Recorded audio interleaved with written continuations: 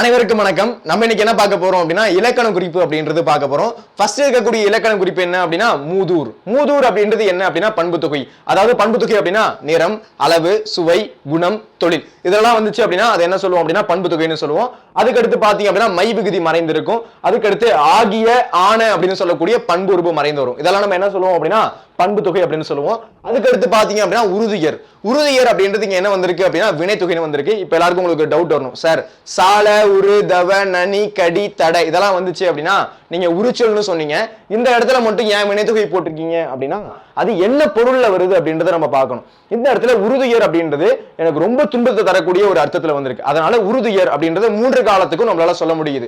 உருகிய துயர், உருகுகின்ற துயர், உருகும் துயர். சோ 3 காலத்துக்கு வருது அப்படின்றதுனால அதை என்ன சொல்றோம் அப்படின்னா வினைத்தொகை அப்படின்னு சொல்றோம். அதுக்கடுத்து கை தொழுது. கை தொழுது அப்படின்றத நம்ம எப்படி விரித்து எழுதலாம் அப்படின்னா கையால் தொழுது. அதாவது நமக்கு வேற்றுமை உறுப்புகள் தெரியும். ஐ ஆல் கு இன்னதுகன் அப்படின்றது. அப்போ ஐ ஆல், அப்போ 1ஆம் வேற்றுமையும் 8ஆம் வேற்றுமையும் கிடையாது. அப்ப ஐ அப்படின்றது 2ஆம் வேற்றுமை, ஆல் அப்படின்றது 3ஆம் வேற்றுமை. அப்போ கையால் தொழுது அப்படின்றதுல ஆல் அப்படின்றது 3ஆம் வேற்றுமை. அதனால இந்த இடத்துல 3ஆம் வேற்றுமை தொகை அப்படின்னு கிடைக்குது. அதுக்கடுத்து தடக்கை.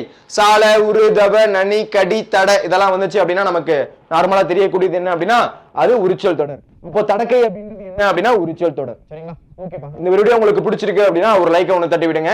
உங்க ஃப்ரெண்ட்ஸுக்கு இந்த வீடியோ கண்டிப்பா ஷேர் பண்ணுங்க. இது போன்ற யூஸ்ஃபுல்லான வீடியோஸ்க்கு நம்ம சேனலை ஃபாலோ பண்ணி சப்ஸ்கிரைப் பண்ணுங்க. நன்றி, வணக்கம்.